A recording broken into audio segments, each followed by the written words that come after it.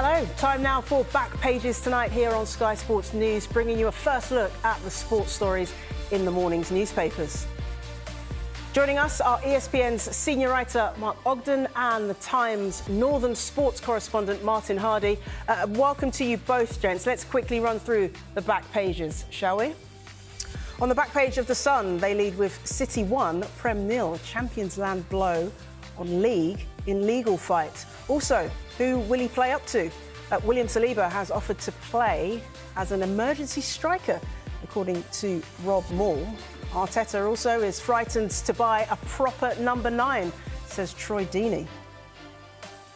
And on The Times, an image of Sky Sports pundit, very own Gary Neville, as Matt Lawton interviews him at 50. Below that, you can see the headline, League sponsorship rules are void. Manchester City legal victory over regulations used from 2021 to 2024 paves way for clubs to claim compensation. Also, that story by Matt Lawton as well. In the Telegraph, they lead with Manchester City and the Premier League, saying City land major blow in legal battle with Premier League. We also have a feature on Tottenham Hotspur chairman Daniel Levy. And in the back page of the Mirror, sorry I saw red. Slot says he regrets sending off as he's charged by the FA and now faces a 2-game ban. Also, United cull to fund rebuild, and also Blues not so bright after their 3-0 humbling at the hands of Brighton. Yeah, lots to discuss tonight. Let's start with the story that is the lead on most of the back pages, as you saw there. The Premier League's rules governing sponsorship deals from the period between 2021 and 2024 are void and unenforceable. That's what a tribunal has ruled. Well, last year, an independent panel found against aspects of the league's associated party transaction regulations after the case was brought by Manchester City. We have to try and make sense of this, gents. It's very wordy, but initially, Mark, what do you make of this ruling? Well, the reality is it's covering the 3 years, as you say, 21 to 24, and the rules have already been changed. So the Premier League have already amended the rules. The clubs voted on it in November to amend the rules. So this ruling suggests that, or says that the old rules were unlawful, but they've already been dealt with. There's going to be a tribunal to discuss whether the new rules are lawful. So whether it's a major win for City, I'm not too sure about. I think it's something they can celebrate, that they feel that they're on the right side of the legal argument right now. But the Premier League aren't shedding too many tears over it. I think they're quite confident that the new rules will stand. So I think the reality is this doesn't apply to the 115 charges. That is the big one that's coming down the line for Man City, the one that have the most significance. But away from that, the APT rules do have an impact on clubs like City, on Newcastle, and clubs that may have wealthy owners that have got access to revenue streams that other clubs don't have, shall we say. So that's a positive from their point of view. But I think to suggest it's a major signpost as what's coming down the line, I don't think that's right. I think it's a case of, yes, City have had a win in this one, but there's a lot more battles against to fight, and it's another kind of signpost, but we don't know where we're heading yet. The big one is the 115 charges, and we expect some sort of resolution on that before the end of the season. Yeah, like Mark said there, Martin, City fans might well feel that is a win. The Premier League insist that the new rules are valid, are enforceable. What's your take on it? Well, we're going to have another tribunal to see if the rules that were kind of rushed through in November last year, whether they are valid and effective. And Manchester City have won, if you like, the first couple of rounds here. There are, big legal battles to come. If Manchester City then win the next phase of this, then we'll see a huge change in terms of the amount of money that the likes of Manchester City and Newcastle and Nottingham Forest and Aston Villa, 4 ambitious clubs with the finance to spend more, and the 4 clubs that kind of voted against the change when it came in, whether they feel, further down the line that they can become a lot more competitive. From Newcastle's perspective, the person that's probably most frustrated by this would be Amanda Staveley, who brought through the takeover by Saudi Arabia's public investment fund, and said at the time that Newcastle would be winning, league titles and European Cups within 5 to 10 years. But that was very much on the understanding that they could spend a lot of their wealth. So that fair market value, that phrase that came in, like 2 weeks after the Newcastle takeover, curtailed the speed at which Newcastle could develop and could spend on new players at the club. The interesting element from Martin Samuel in our paper in the Times tonight, just saying that there was punishments given to Everton and Nottingham Forest, which could have resulted in them getting relegated. Now, the financial deal that they were working under has today been proven to not be fit for practice during that period. So it would have been, there is a bit of fortune here for the Premier League that those two clubs didn't get relegated as a result of the changes. I think it means there's uncertainty going forward. There's the possibility of a big legal cost coming the Premier League's way as well. And, there are more pressing fights to have here, but this is not a good day for the Premier League, I don't think. OK, thank you, gents. We'll keep an eye on that one, I'm sure, and we'll be discussing that on Back Pages tonight in the coming weeks and months. But let's move on, shall we, and talk Manchester United, because Ruben Amorim has been very vocal, hasn't he, in the last few months in regards to his press conferences and what he says about his team, other teams. He's been vocal again, has Ruben Amorim, and talking about Spurs and the up-and-coming match this weekend. And Mark, he says that Spurs are not as big a club as Manchester United, and that he's under more pressure than Ange Postecoglou. Is this mind games, or does he genuinely believe this? I think Ruben Amorim believes it. I think he basically says what he thinks, and it's got him into trouble a few times recently. He said things that he's had to backtrack on at probably the next press conference afterwards. So, I mean, look, let's be honest. Man United are a bigger club than Tottenham. They've won a lot more trophies, more Premier League. They've won the Champions League 3 times. So, yes, they are a bigger club. But that doesn't mean that Ruben Amorim is under more pressure than Ange Postecoglou. It's all about the context of the club you're at. Now, Amorim's under pressure at United because he hasn't had the impact that you would expect a new coach to have at a big club. But Ange Postecoglou's under pressure at Tottenham because equally he's not delivering. Yes, he's had a big injury list, as he constantly tells us, but he hasn't delivered. So it doesn't matter where you are. If you're at a club that's not performing, you're a coach, you're under pressure. So the pressure is the same no matter what the size of the club. But I think Ruben Amorim probably is great for us. It's fantastic that every week you know that he's going to give you a great quote and he's going to say something that is a headline. But he probably needs to start winning more games. If he wins more games and starts letting his football do the talking rather than what he says in the press conference, that'll probably please him and please Man United. So the pressure, yeah, they're both under pressure, and I wouldn't like to be the coach that loses at the weekend if there is one. But it's going to be a big game for both because both United and Spurs are where they shouldn't be in the Premier League. And Martin, Manchester United on the back page of the Mirror as well, who are reporting that United call to fund rebuild. Ruben Amorim has admitted Manchester United must sell several players in the summer to fund his rebuilding of the team. What do you make of those comments? Yeah, well, regardless of whether you have PSR or not, you cannot simply go the way Man United have done in the last 2 or 3 years and keep spending big transfer fees on players that have done relatively little. The amount of money that was spent under Eric Ten Hag is still kind of mind-blown. £600 million, and you've got no idea where a lot of it went in terms of value for money. And the fact that Jadon Sancho comes for 75 million and now can go to Chelsea for 25 million, you're talking about a phenomenal level of depreciation. So the interesting part there, apart from Amorim coming out and picking this strange battle of who's under the most pressure, well, both managers are doing poorly. That's why they're both under pressure. I think it's 21 defeats out of 46 for Postecoglou. I think Amorim's won 4 league games since he became manager in November. The bottom line is both of them are failing and not doing well enough in their respective clubs, and they are 2 big clubs.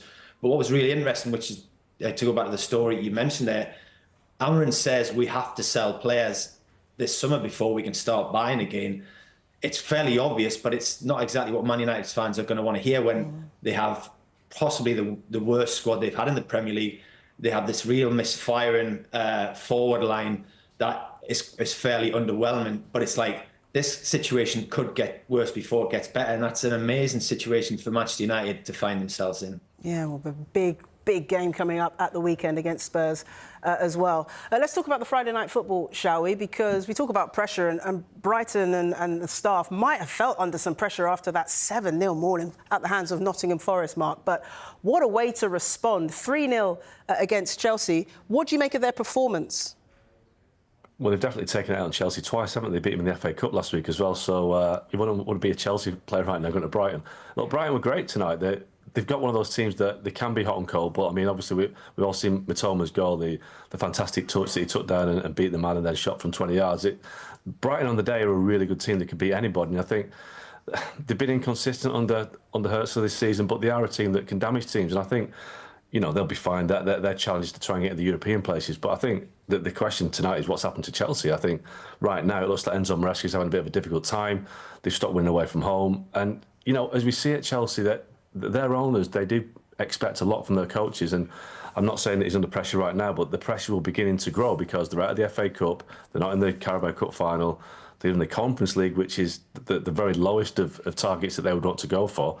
And, they're now in a battle, probably a three-way battle with Man City and Newcastle for Champions League football. So they're not in form right now. So I think Chelsea tonight are obviously the big losers in more ways than one. They lost on the pitch, but their momentum is suddenly stalled. And I think, Brighton have done that in both competitions. Yeah, the Mirror have pointed out in their headline, Blues not so bright. It was a missed opportunity, wasn't it, Martin, for Chelsea to put some space between them in fourth and City in fifth? No, absolutely. And at the same time, Brighton closed the gap to Chelsea to 6 points. There were some damning phrases from Jamie Carragher in court commentary. He said this has been a nothing performance from Chelsea. They've been bad at both ends of the pitch. He also said there's been no improvement on last season. And as Mark alluded to there, Chelsea are not frightened at all to change manager, unlike Tottenham at the minute.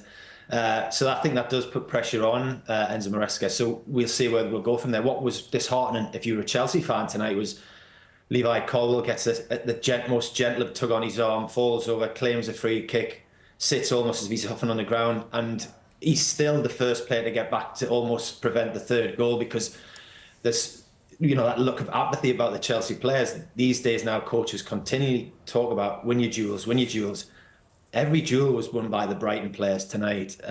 It's a brilliant first goal by Mitoma and a brilliant assist from Verbruggen in the Brighton goal. But to be fair, he had to do something to keep himself warm, I think, because he had so little in terms of the game. What was it? One shot came anywhere near him. 2 months ago, like a few other people, I thought Chelsea were becoming a serious contender to fight for the title. So their demise is surprising and quick. They're dropping points. They've been beaten to Brighton twice now in the FA Cup and in the league. They've lost Ipswich, Man City, draws with Palace, Everton, and Maresca did look like a particularly stressed coach on the sideline tonight, and that's completely understandable. Yep, and a big game coming up against Villa next up. Lots for Chelsea fans to look forward to, I think. We'll take a quick break. Don't go anywhere. We'll come back. When we come back, we'll look at more of the sports stories in the morning papers, including this in the Mirror. Sorry, I saw red. Slot says he regrets sending off as he's charged by the FA and now faces a 2-game ban, and Arsenal could still win title, insists Mikel Arteta. Stay with us.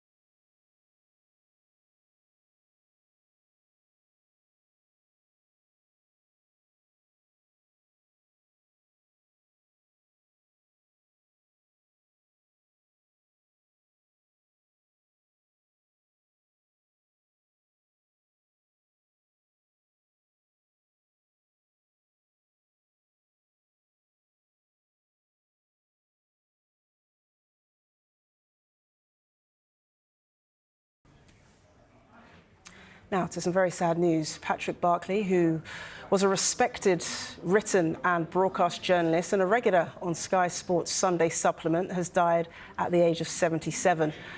Mark, I'd like to get your thoughts first. I'm sure you have many memories of working with and alongside Patrick. Yeah, I mean, listen, first of all, Paddy was just a lovely guy, a great guy, fun, mischievous. But as a journalist, he was supremely well connected. He was a brilliant writer. And I think, press boxes and press conferences can be quite chaotic places at the time, especially when there's a late goal going in or a manager gets quite intense in a press conference. But I never ever saw Paddy without a smile on his face or a smirk on his face. He never got riled by anything. He was always there sat in the corner, smiling away as others were losing their head. But I think just to sum up what a good guy he was, he was the football correspondent of The Independent when it launched in the 80s, and he left probably early 90s. Now, I started working for The Independent just maybe 10 years ago, and I left quite shortly afterwards. A few people left at the same time. They closed the paper down, and they had a leaving drinks in London. And Paddy turned up. He hadn't been at the paper for 25 years, but he turned up because he still had a connection with people that worked there, and he kept in touch. And he was, despite the fact he'd reached the very top of his profession, he wanted to be in touch with people that had gone through a hard time and that was still at a paper that he loved to be at, half his career ago. So he never forgot the people that he worked with, and he was just a lovely guy. It's a real sad day. Yeah, it's a great story, Mark. And Martin, I'm sure you too have your own memories of Paddy. Yeah, look, Paddy was a genuine heavyweight of our industry when you first started, somebody that you just naturally looked up to.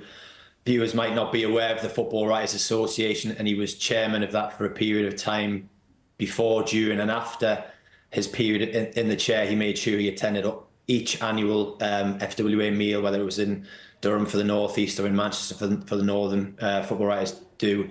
And I think that highlighted his love of the game, the fact that he was prepared to sit year after year and listen to football writers and ex-footballers tell stories until the early hours of the morning, till very, very late on. I worked with Paddy at the Independent for a period of time, and he had an interview set up with Alan Pardew when Alan Pardew was doing really, really well at Newcastle and was on his way to winning both Manager of the Year awards. And we had a chat on the phone. It was Paddy's interview. He'd set it up, and by the end of the conversation, he just said, "Look, it's your patch. You should go and do it." Which was that's the kind of gesture. Not everybody does that, believe me, in our profession. That kind of gesture was one of the reasons why he was so well respected and why today is such sad news to hear of his passing. Mark, Martin, thank you for that. And of course, all of us at Sky Sports News send our thoughts and our wishes to the Barclay family at this time.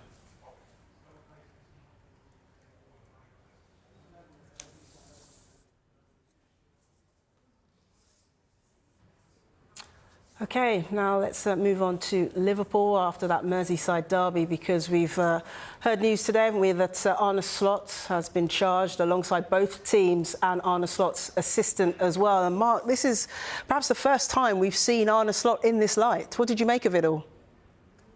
Yeah, I mean, look, when you watch the footage, it was quite crazy at the end of the game at Goodison Park. There was a lot going on, and the one team that seemed the least explosive of the lot was Arne Slot and Michael Oliver. Arne Slot went over to shake his hand, and something was obviously said, but straight away the red card came out. So it'll be interesting to see what the disciplinary panel's verdict on Slot is, what Michael Oliver said that Slot said. Because it didn't seem to be the most... it didn't seem like a Jurgen Klopp bust up with the referee, put it that way. But obviously he now faces a touchline ban, and I think Liverpool will have to consider over the weekend what they're going to do. But yeah, a touchline ban is coming his way more than likely. But it was a surprise because Arne Slot has been very calm on touchlines this season. But I have to say, in recent weeks, it has got a little bit more intense. But like I say, he's nowhere near Jurgen Klopp levels of losing it just yet. Yeah, he does say that he regrets the sending off, of course, as that charge comes in. He now faces a 2-match ban, Martin. Is this a sign, perhaps, that he is getting a little bit more agitated, maybe, as Liverpool march towards the title? Well, to mirror what Marcus said there, Roy Keane, about 3 weeks ago, commented upon how cool a bloke Arne Slot was, and how he was one of the few managers keeping it all together. And then, as Mark said, in the last couple of weeks, we've seen that kind of pressure come out. And I think what we all have to be aware of, and perhaps it's amplified because of social media, everybody out on that pitch is under, and by the side of the pitch in dugouts, is under a phenomenal amount of pressure at the minute, which we've saw. But the timing of this could, and yes, it was the last derby at Goodison Park, and hugely emotional night. And for James Tarkowski to score in the last 97th minute would undeniably every time create mayhem.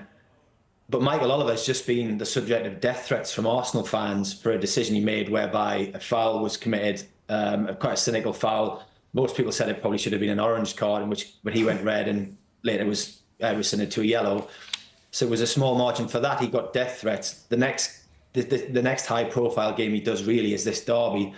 And at the end of it, he's got the manager of Liverpool saying something so offensive that there was an immediate red card, and for which there was a level of apology today, which is nice to see from Arne Slot when he says, my emotions got the better of me. It's very difficult for everyone to kind of turn down that emotions, but at the minute we are really pouring it all over referees. And you saw afterwards the abuse from Michael Oliver was from Liverpool fans and Everton fans and Arsenal fans were joining in, and you're like, that's our best official in this country at the minute. We perhaps need to everybody just cool the heat a little bit, and thankfully that was reflected by Arne Slot's comments today. Now, Liverpool, of course, 7 points clear at the top of the Premier League. Arsenal chasing them behind. And turning to the Mirror, interesting headline from Mikel Arteta saying Arsenal can still win the title despite their injury crisis in the striker position. Mark, is he serious? Well, it's going to be difficult, isn't it? Because obviously Liverpool are 7 points clear, but Liverpool they've got a tough week ahead. They've got Wolves at the weekend, but they've got Villa away midweek, and then they've got Man City away. So they're two very difficult away games. So if Liverpool have a wobble, Arsenal have to be in a position to take advantage of it. And I think obviously they're missing their key attackers. To lose Kai Havertz for the rest of the season is a massive blow. And I do think that Mikel Arteta has hinted that he regrets not signing a striker during the window, but they should have signed one last summer. So it's not something that's just crept up just because they've had injuries. So yeah, he talks about the workload of players, but that's across the board right now. You know, players are playing way too many games. There's so many more injuries this season. We see that Manuel Akanji's out for, I think, 12 weeks now at Man City with an injury. So clubs are playing too many games, and managers have to rotate their squads better. And Mikel Arteta's not been able to do that because they didn't sign a striker in the summer. So yes, he's right to say that players are playing too many games. This was coming, but equally he has to take some of the blame because he didn't rest his players when he should have done. He didn't have enough players in the squad, and that's down to him for not bringing the players in the summer. Yeah, and people would point to the fact, Martin, that he didn't sign a striker in the January window, perhaps missing a trick there. He has suggested that he might look at free agents. How fruitful might that be? I don't really think you're going to find a free agent under a stone who's going to help you win the title and stop this Liverpool team at the minute. Probably there'll be huge frustration for Mikel Arteta. Havertz with his thigh injury, Gabriel Jesus with an ACL, Saka with a thigh injury, and Martinelli with a hamstring. It's really unfortunate, and this decimated his front line. And yes, we all said, why did they not buy a centre forward in January? But you've got to be able to find somebody that's better than what you've got, and that's not easy. Having said that, they still should have strengthened to kind of be ready for this. The real frustration, I'd imagine, for Mikel Arteta at the minute is that if Arsenal had shown anything like the form they've been in the last 2 years, I think that possibly we'd be on the way to win the Premier League title. As it is, then they're not free flow, and they rely on set pieces. And now they've lost, 4 really, really good forwards. They are the only team, I think, left to compete with Liverpool for the title. And Liverpool could have a wobble, and we saw the pressure on them. But yeah, this has been a really, really bad week for Arsenal. OK, let's move it on, because one of the matchups of the weekend will be Manchester City against Newcastle. You've been following this one closely, I know, Martin. You got a piece called Beauty and the Beast. First of all, which one's Beauty, which one's the Beast? Because we're looking forward to this matchup, aren't we, between Alexander Isak and Erling Haaland? Well, the beauty is Alexander Isak in full flow. I thought so. Brilliant dribbling. Yeah, and this Norwegian force of nature who's just a demolition man in the penalty area. So they're two contrasting styles, but they're from two countries next door to each other in Sweden and Norway. They both have incredible ability, and you'd probably say, along with Kylian Mbappe, are amongst the 3 best centre forwards in the country at the moment. The statistics kind of back up that Isak's completed 89 dribbles to Haaland's 29. It was interesting that Isak's chance conversion is better than Haaland's this season. But whenever Haaland seems to be questioned like this, and I know Manchester City lost during the week to Real Madrid, but he scores twice, and he certainly did his bit to try and get them through to the next stage of the Champions League. Newcastle's record at the Etihad is absolutely terrible. They haven't scored in the last 6 games there. They've never won a league game there. I think they've drawn twice and lost 16 or 17. So if Alexander Isak is to take the crown from Haaland, he couldn't do it in a better place than Manchester City tomorrow. We are looking forward to it. Martin, Mark, thank you for your contributions to Backpages tonight. Much appreciated. Now, if you missed any of the show, there's another chance to see Backpages tonight at 1:30 from wherever you get your podcasts.